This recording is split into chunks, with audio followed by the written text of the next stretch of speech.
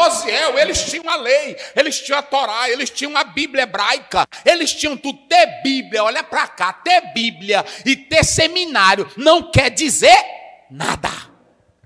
É por isso que eu li aqui, eles têm zelo de Deus, mas sem entendimento. Ou seja, Jesus disse assim, eu vou passar por Samaria, depois eu vou para Galileia, porque para Jesus, nem judeu e nem samaritanos, todos os dois estavam no mesmo nível. Ei, rapaz, Bíblia é coisa boa. Eles estavam no... Pastor Aziel, e como é que tu prega isso? Como é que você confirma isso? Vamos lá, João 1,11. Vamos lá, rapidinho, corre aí, corre! Eita, coisa boa. Veio para o que era seu, e os seus não receberam. Sim. Mas a todos quantos receberam, deu-lhes o poder de serem feitos filhos de Deus, aos que creem no seu nome. Ele veio para onde? Para o que era seu. E o que acontece? E os seus não receberam. E os seus não? Receberam. Pronto. Veio para os judeus. Os samaritanos receberam Jesus? Vamos lá, antes, eles receberam? Não. Não tinha uma religião misturada? Tinha. Não tinha uma crença misturada? Não tinha uma adoração misturada? Mas eles receberam Deus, Jesus? Não. E os judeus tinham a lei? Os judeus tinham a Bíblia? Os judeus tinham conhecimento? Os judeus tinham promessa? Tinha. Receberam Jesus? Não. Então qual era a diferença? Nenhum. Qual é a diferença de quem sabe ler e não lê porque não quer, para aquele que não lê porque não sabe? Qual é a diferença? Nenhuma! Porque se tu não lê esse livro, mesmo sabendo ler, o analfabeto vai ter o mesmo nível que tu tem. Mas não lê também. Eita Deus! Aí a Bíblia diz, era necessário passar por dois povos que precisavam de correção. Quem era que precisava de correção? Judeus e quem mais? Pronto. Todos dois precisavam de correção. Um não tinha conhecimento. Na verdade, eles tinham um Pentateuco samaritano. Eles tinham uma crença misturada, mas precisavam de correção. E os judeus também precisavam de E qual era a correção? Vamos lá, qual era a correção? Qual era a correção? Com Jesus não tem remendo. Olha para cá, meu irmão. Com Jesus não tem reboco. Com Jesus não tem tapa-buraco. Com Jesus, ou tu nasce de novo, ou tu fica na desgraça. Não é assim? Nicodemo era doutor da lei. E aí ele foi com estarinha para Jesus. Jesus disse assim, olha para cá. Se tu não nascer de novo, não debata com teólogo, nem com doutor. Quando ele vier para ti, eu estou dizendo na Bíblia, doutor, você precisa nascer? Porque se Jesus nascer de novo, a alegria da salvação é tão grande que tu não perde tempo com lorota. Todos os dois precisavam de correção. Romanos 2,17. Vamos ver se os judeus precisavam de correção. Romanos 2,17. Corre aí, vai lá. Como é que diz? 2,17. Eis que tu, que tens por sobrenome judeu, e repousas na lei, e te glorias em Deus, Sim. e sabes a sua vontade, e aprovas as coisas excelentes, sendo instruído por lei. Isso, vai. E confias que és guia dos cegos. Confia só porque tem a Torá, só porque tem um conhecimento judaico. Diz assim, nós somos moré, nós somos professores, não é assim? Doutores da lei, da Torá. Quem quiser nos siga, nos guie. Tem gente aí que fica na internet, me siga, não é assim? Me siga. Prega o evangelho, rapaz. Faz a obra. Ganha uma para Jesus. Quem quiser ouvir a palavra vai ouvir, não é assim? Como é que diz? Vai. Luz dos que estão em trevas, instruidor dos nécios. Olha o que eles eram, vai. Mestre de crianças. Sim. Que tens a forma da ciência e da verdade na lei. Agora só aparência, os ensinos deles não valia nada. Olha o que o Paulo diz deles, vai. Tu, pois, que ensinas a outro, não te ensinas a ti mesmo? Por que tu ensina os outros e tu não te ensina, bicho ruim? Vai. Tu que pregas que não deve furtar e furtas. Tu que diz que não é para furtar, tá furtando. Vai. Tu que dizes que não se deve adulterar, adulteras. Tu que diz que não é para... Tem muitos que estão negando, não adultere, meus irmãos, é pecado. Mas ele tem uma mulherzinha escondida. Rapaz, é Bíblia, gente. Tudo que eu falar aqui é da Bíblia. E quando... Olha para cá, tu tá filmando direito. E eu vou dizer uma coisa para vocês. Quando você vê... Quanto mais o líder é radical, ou ele tem uma doença, ou ele tem um desvio, ou tem uma coisa mal resolvida lá atrás, e ele tenta se desculpar nessa capa da religiosidade radical. Tu que diz que não é para adulterar, o que eles faziam? Adulteras. Tu que diz que é para roubar, o que ele fazia? E O que rouba. mais? Diz aí. Tu que abominas os ídolos, cometes sacrilégio? Tem muitos que ficam abominando os ídolos, já vê muito pastor. Nós somos contra isso. Mas está recebendo a mamadinha da prefeitura sem trabalhar.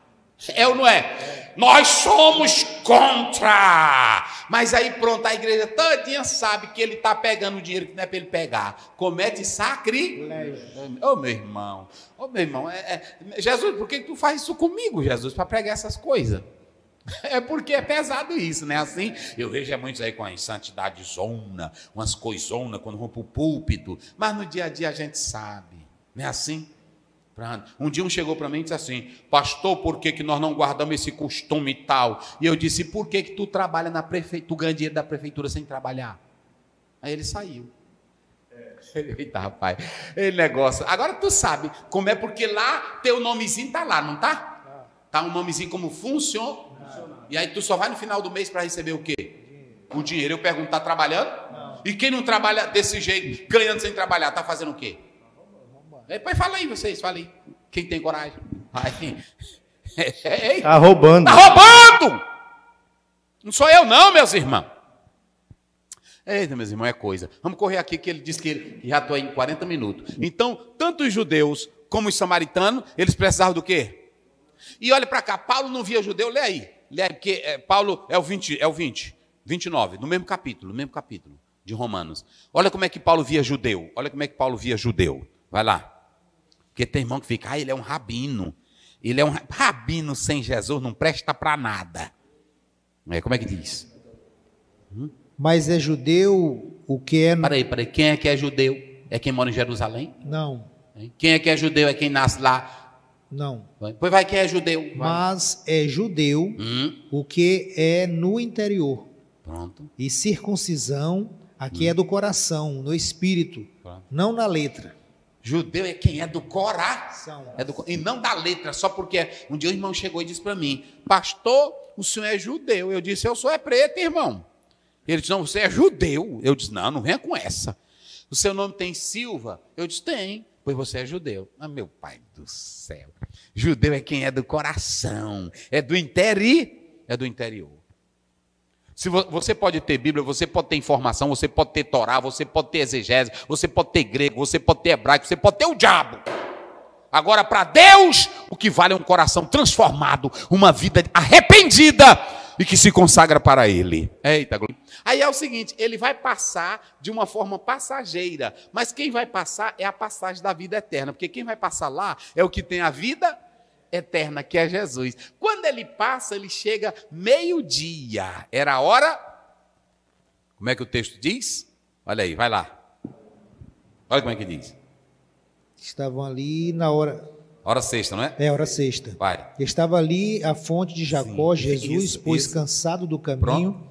Assentou-se junto da fonte. Era isso quase a hora sexta. Quase a hora sexta. Era quase meio-dia. Aí você vê que ele não está falando das cidades de Siquém, Sicá, Sacar, entendeu? Que ficava mais distante. Eles estão fazendo ênfase ao território. E essa mulher, lá na localidade dela, tinha água. Mas ela foge dessa localidade por causa do ostracismo que se faziam para com ela. Porque ela era ridicularizada por causa da vida desmantelada que ela tinha. Olha, lá vai, nós vamos começar aqui, samaritano e judeu. Aí a mulher vai, o dono, ele vai passando, ele passa uma passagem. Só que quem vai passando é a passagem que leva a passagem para a vida eterna, que é Jesus. Aí quando ele vai passando, ele para, quase a hora sexta, meio-dia, ele para e tem, quem é que está no poço? Quem é que está no poço? A mulher samaritana. E quem foi que ficou com a mulher? Só Jesus. Só Jesus. E que hora era? Meio-dia. E os discípulos foram para onde? Comprar comida, né? Só ficou quem? Jesus. Se fosse hoje, o que o pessoal ia dizer de Jesus? Só ia falar mal demais dele. Mas ia falar mal. Como é que ele fica com uma mulher dessa? Rapaz, esse homem não é de Deus, é um diabo. Olha, meio-dia. Fala aí, fala para o povo escutar. Na época também um escândalo, um rabino, uma mulher e principalmente uma mulher samaritana. Isso, porque o rabino não conversava com a mulher em público, não era assim? Além disso, de não conversar em público, ele fugia dessas mulheres, e aí tem o mais ridículo, ela era samaritana. Só que é o seguinte, quem foi que criou essa separação toda, essa segregação? Foi a Bíblia? Não. Em casos especiais, isso deve ser evitado, não é assim? O homem não pode estar em locais isolados com a mulher, ok? Mas aí o que acontece? Você pode observar aqui que essa mulher está lá no poço porque ela tinha uma vida maculada. E Jesus vai e diz assim, me dá um pouco de água, porque ele estava cansado. E aqui você tem a humanidade de Jesus. Só que Jesus, ele vai quebrar as normas, não de Deus, mas vai quebrar as normas humanas estabelecidas pelos rabinos. Porque essa mulher era carente de salvação como qualquer outra pessoa. Vocês estão entendendo? Olha para cá, olha para cá. Tem crente aí que a vida dele é atacar pessoas, ataque o pecado. Combata o pecado, mas ame as pessoas. Nós não podemos ter sentimento de ódio, nós não podemos ter sentimento de segregação, nós não podemos odiar ninguém. Nós temos que amar o pior pecador. Que todos precisam serem salvos. E aí, essa mulher está lá. Jesus pede e ela não responde. O pedido de Jesus, ele pediu com delicadeza, com polidez, com fineza. Me dá-me de beber. Ela já responde, ela não responde a pergunta. Ela já age, porque ela viu os trajes dele, ela viu o perfil dele, ela já reage que nem crente que não tem Jesus hoje. É que nem os crentes aí que estão na internet. Aí pronto, na hora que ela reage, ela diz, tu não tem vergonha não? De pedir de beber a mim que sou o quê? Mulher samaritana? E Jesus só pediu a água, mas ela já foi, porque quem está cheio de ódio... Eita, tu está filmando direito, Caio? Quem está cheio de ódio, meus irmãos, quem não tem o gozo da salvação, quem não tem prazer na alma, só responde com agressão. Olha como foi que Estevão respondeu os seus opositores. Está lá no capítulo 7. Quando eles empurraram ele, que ele caiu, ficou de peito para cima, eles jogavam a pedra no peito dele e saía sangue pela boca. Ele dizia, Pai, perdoa-lhes. Qual é o crente hoje? Me diz. Hoje eu vejo na internet tanta saliência, tanta molecagem. E hoje, onde é que tem um crente com esse espírito? Quando Judas foi entregar Jesus, ele disse, amigo, o que fazes, amigo? Vamos lá. Aí Jesus quebra a regra e aí você pode observar. Ele chega e aí ela diz, olha, como é que tu pede a mim que eu sou? Samaritana, sangue remisturado. E ela não era só o fato de ser samaritana. A vida dela era toda bagunçada. Ela já tinha passado por 5 maridos. E o que tinha lá não era? Jesus estava dizendo, só nesse casamento entrou uns 4 divórcios. E o divórcio, o primeiro divórcio, não dava mais direito a ela de casar outra vez, porque os maridos estavam vivos. E aí a Bíblia via como adultério. Por isso que Jesus disse, o que tu tem lá não é teu. Eita! Vamos lá. Aí Jesus chega e ele em primeiro lugar, olha para cá. Jesus, em primeiro lugar, ele vê todo esse erro dela. Mas ele vai logo falar o erro dela? Não. Ele vai logo falar o erro dela? Olha para cá. Tá filmando, Caio? Olha aqui. Em de Deus, um pregador, a primeira coisa não é atacar as pessoas. A primeira coisa é ver a necessidade. O método de Jesus era o seguinte, era falar da necessidade. Ele disse assim, me dá de beber. E ela disse, como é que tu pede a mim? Ela deu uma lixa. Como é que tu pede a mim de beber que sou o quê, mulher? Aí ele disse, mulher, verso 10. Lê aí o verso 10. Eita, Jesus glória. Respondeu e disse-lhe, como foi que Jesus disse para ela? Se tu conheceras o dom de Deus... Se tu... Vai para cá. Oh, glória. Olha aqui, ó. Ei, Edes, se tu conheceres... Ei, olha aqui, olha. É coisa linda, meus irmãos. Edes, de eido, quer dizer, se tu perceber com os teus olhos espirituais, mas ela estava cega. Se tu notar com os teus olhos, mas ela estava cega. Se tu discernir, mas ela estava cega. Se tu perceberes de alguma forma pelo teu sentido, se tu notares a atenção de algo. Eita. Isso aqui não acontece assim. Fica bem com o teu dedo, mas vai lá para Efésios, rapidinho, corre lá para Efésios 1,18. Vamos lá, corre lá, corre lá. Eita glória! Aí é que nós vamos falar, é isso aí. Isso, vai. Tendo iluminados os olhos do vosso entendimento. Tendo iluminado os olhos do vosso entendimento. Para que saibais qual seja a esperança da sua vocação. Glória. E quais as riquezas da glória da sua herança nos santos. Mulher, tu não vai perceber com os teus olhos. Vocês estão vendo agora? Sim. Tu não vais perceber com os teus olhos físicos. Tu não vais perceber com a tua percepção, com a tua razão humana. Eido, oida, tu não vai perceber assim. Jesus teve que abrir os olhos dela. Ela não sabia, gente, ela não sabia o valor de quem estava diante dela. Eita, glória a Deus. Oh, rapaz, glória a Deus. Glória a Deus. Ela não sabia, irmão César. Jesus olhou para ela e disse: se tu, Edés, se tu soubesse quem é que está diante de ti, mulher, tu ia pedir. Olha aqui, olha. Se tu soubesses quem está diante de ti. Como é que diz o versículo? Se tu conheceras o dom de Deus. Aí agora, se tu conheceres, olha aqui, ó. Dorean, tu. Teu, se tu conheceres, aqui é genitivo, dorean, olha aí, aqui é dádiva, é um substantivo feminino. Se tu conheceres a dádiva que Deus está te dando, se tu conheceres o presente que Deus está te dando, aleluia.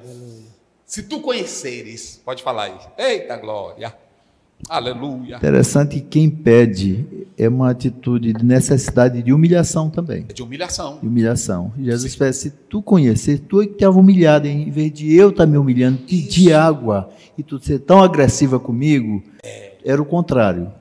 E eu ia te tratar bem. Porque, irmão César, quem está no pecado é agressivo. É verdade. Olha, irmãos, olhem para cá. Quem está no pecado é agressivo. Por que um pastor não pode ser agressivo? Por que um cristão não pode ser agressivo? Porque os olhos já foram iluminados. E muitas vezes, pastor, a gente vai pregar, falar de Jesus para alguém e acontece isso mesmo. Essa agressão, né? Essa agressão, olha. Eita. Aí vem isso aqui agora. Jesus vai penetrar na alma dela. Quando ele diz, se tu conheceras o dom de Deus, e quem é o que te diz, dar-me de beber, tu lhe pediria, eu vou te dar uma água, que tu não vai mais repetir nada. Mas antes de receber a água viva, tem que mudar de vida. Aí ela, depois que Jesus disse tudo isso, ela começou dizendo como? Quando Jesus pediu ela de beber, como foi que ela disse? Ei? Como é que tu pede para mim, tu sendo um judeu? Ela estava dizendo, tu é do jeito dos outros, tu é um judeuzinho de nada, rapaz. Mas quando Jesus começou a falar, aí desmontou ela. Aí ela começou, vendo ele como um judeuzinho, aí depois ela disse, Senhor, primeiro ela viu que ele é Senhor. Ela primeiro olhou ele como um judeuzinho velho, não foi? Um judeu. Depois ela disse, Senhor. E depois ela disse, vejo que tu és. Eita. A alma dela começou a ser penetrada por Jesus. Vocês estão entendendo o que é evangelho, gente? Ela conhecia muita coisa do Pentateuco, ela sabia da adoração, mas nada entrava nela. Naquele dia Jesus penetrou na alma dela. Ela disse, nunca ninguém falou para me satisfazer desse tanto. E tudo que ela tinha mais de interessante, o balde, a corda, a vasilha, ela correu tudo e foi lá para a cidade e gritou, vinde e vede, um homem que disse tudo, não será o Messias. Aí o avivamento pegou, eu vou resumir, o avivamento pegou, os samaritanos foram lá, aí muitos disseram, mulher, agora não é só porque tu disseste, mas nós temos visto e nós cremos que ele é o Messias. Jesus ficou com eles e muitos aceitaram a Cristo como Salvador. O avivamento chegou em Samaria. E aí entra avivamento nos evangelhos. Por exemplo, o evangelho de João revela a divindade de Jesus. No princípio era o verbo e o verbo era Deus. Ou seja, João vai falar que Jesus é Deus. João vai dizer que Jesus tem todo o poder para o seu público. Ele traz avivamento. Mateus vai dizer que é o evangelho do reino do filho do rei. Mateus mostra que Jesus é rei e ele vai apresentar para o mundo aquele que pode tirar pecado. Lá em Mateus 1, 21, a Bíblia diz: darás à luz um filho, o seu nome será Jesus, que salvará os povos dos seus pecados. Marcos é o evangelho do servo. Jesus é um servo, que na verdade é um servo de todos, que veio para dar salvação. Marcos 10, 45. Ele não veio para ser servido, mas para servir. Ele é um servo triunfante porque ressuscita. Ele é um servo com poder. Ele é um servo humilhado porque ele se humilha para sofrer pelos nossos pecados. Lucas, o evangelho do Filho do Homem. Jesus se torna homem igual a nós para nos dar salvação. Mostra que quando do acontecimento do nascimento de Jesus, lá em Lucas 2, do versículo 10, 11, os pastores cantaram, Maria cantou, Zacarias, Isabel, pelo nascimento, e o mundo recebe a mensagem de Jesus nesses evangelhos biográficos de que Jesus é a salvação para a humanidade. Aqui nós temos as datas, por exemplo, Mateus, nós temos aqui os 4 evangelhos, 60 depois de Cristo, está aqui a referência, o evangelho do servo, você tem as dimensões do servo, o servo vencedor, o servo sofredor e o servo triunfante. Lucas, nós temos o júbilo, nós temos as pessoas cheias do Espírito Santo, nós temos aqui vidas restauradas. Jesus deixa bem claro, o Filho do Homem veio buscar e salvar o que se havia perdido. João, Jesus é Deus, é o Criador. Você tem os 7 sinais da sua divindade, 7 sinais, 7 sermões, 7 declarações que eu sou. Pronto. E aí você tem o avivamento em Atos. O avivamento em Atos, que é a continuação de Lucas, a Bíblia diz 1:5, 2:3 a 4. Veio o Pentecoste. Joel 2:28, você tem uma promessa antes. 850 antes de Cristo, ele já profetizava, derramarei do meu. Aí em Atos tem o cumprimento da promessa. Todos são cheios do Espírito Santo. Nas 3 epístolas de Paulo, você tem uma estrutura que te dá como você ser corpo, como você ser santo, como você ser puro. Está aqui, ó. As mensagens soteriológicas em Romanos, em Gálatas, em Corinto. Você tem as cartas da prisão, Efésios, Filipenses, Colossenses, Filemon.